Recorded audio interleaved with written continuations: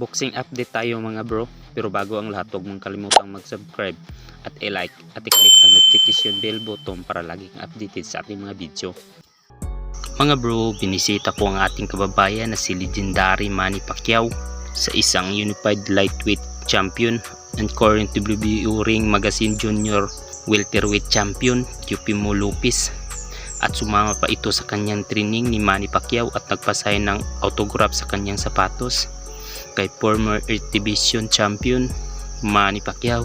Mga bro, ayon naman sa interview ni Manny Pacquiao patungkol sa upcoming fight between Terence Crawford and Canelo Alvarez sa super middleweight, ang sabi ni Pacquiao na malaki talaga ang advantage kay Canelo. Dapat talaga patibayin ni Crawford ang kanyang katawan.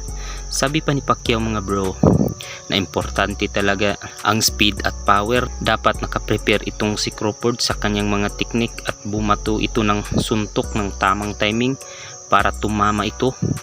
Ang sabi pa niya mga bro, kung si Canelo ang kakalaban parang nag-i-exam ka lang. Dapat talaga pag-aralan ni Crawford ang galaw ni Canelo para manalo sa laban.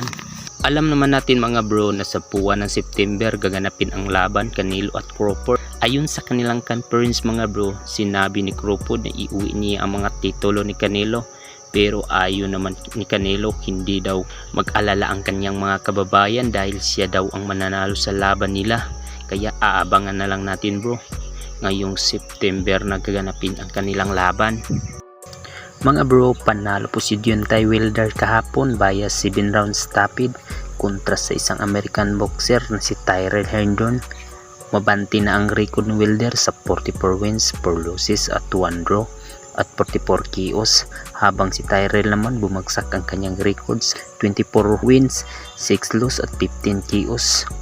Matatandaan natin mga bro, ito ang comeback fight ni Wilder noong tinalo siya ni Zhilei Zhang via TKO. Halos isang taon siya bago lumaban ulit. Maganda naman ang comeback fight ni Wilder mga bro. Ang banda naman mga bro, ngayong araw na ang laban ni Binparas versus Harwood Towerton sa 10 round IBF Pan Pacific Super Flyweight Championship. Ang kanilang laban ay gaganapin sa 88 Hotel General Santos City. Aabangan natin to mamaya mga bro.